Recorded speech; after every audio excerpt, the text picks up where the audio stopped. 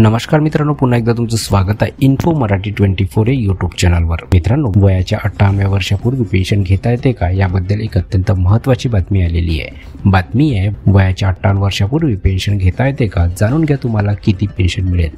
मित्रांनो, नेमकं काय या बातमीमध्ये आपण नक्की बघूया। पण त्याआधी जर तुम्ही आपल्या चॅनलवर नवीन असाल तर चॅनलला सबस्क्राईब करून बाजूला दिलेल्या बेल आयकॉनला नक्की क्लिक करा।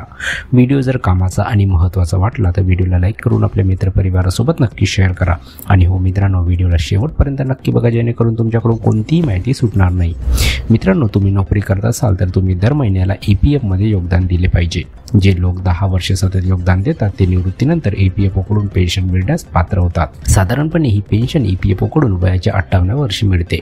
पेन्शनची गणना सदस्याच्या पेन्शन योग्य सेवेच्या आधारावर केली जाते, परंतु जर एखाद्या व्यक्तीला हवे असेल तर तो 58 वर्षापूर्वी किंवा नंतर पेन्शन घेऊ शकतो। यासाठी अर्ली पेन्शनचा पर्याय आहे, पण अशा परिस्थितीत तुम्हाला वयाच्या 58व्या वर्षी मिळणारी पेन्शन मिळत नाही। EPF पेन्शनशी संबंधित आपण नियम जाणून घेऊया।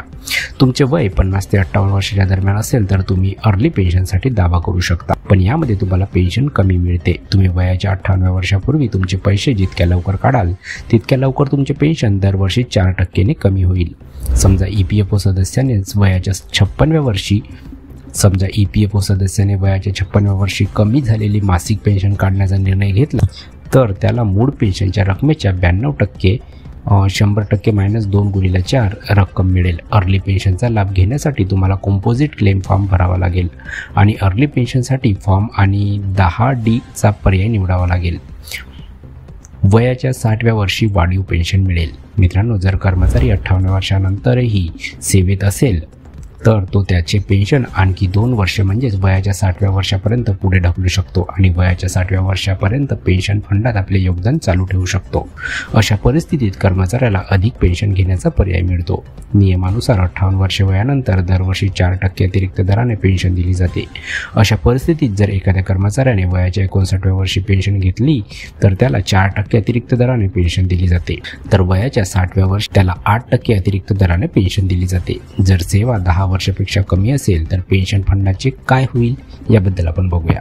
मित्रांनो, जर तुमचा रोजगार कालावधी 10 वर्षापेक्षा कमी असेल आणि त्यानंतर तुम्ही EPF कोणतेही योगदान दिले नसेल तर तुम्ही पेन्शनसाठी पात्र नाही। अशा परिस्थितीत तुमच्यासमोर 2 पर्याय आहेत। एक, तुम्हाला जर नोकरी करायची असेल तर तुम्ही PF अमाऊंट PFच्या रकमेसोबत पेन्शनची रक्कमही काढू शकता। दुसरा पर्याय असा की भविष्यामध्ये तुम्ही पण नोकरीमध्ये रुजू व्हाल असे जर तुम्हाला वाटत असेल तर तुम्ही पेन्शन सर्टिफिकेट पेन्शन योजनेचे प्रमाणपत्र घेऊ शकता। अशा परिस्थितीत जेव्हा तुम्ही नवीन नोकरी जॉईन कराल तेव्हा तुम्ही तुमचे पूर्वीचे पेन्शन खाते या प्रमाणपत्राद्वारे नवीन नोकरीशी लिंक करू शकता।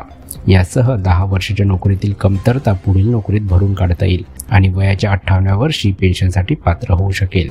तर मित्रांनो, कशी वाटली कामाची आणि महत्त्वाची बातमी? जर बातमी कामाची आणि महत्त्वाची वाटली असेल तर व्हिडिओला लाईक करून आपल्या मित्रपरिवारासोबत नक्की शेअर करा। तसेच जर तुम्ही आपल्या चॅनलवर नवीन असाल तर चॅनलला सबस्क्राईब करून बाजूला दिलेल्या बेल आयकॉनला नक्की क्लिक करा। व्हिडिओ बघितल्याबद्दल खूप खूप धन्यवाद।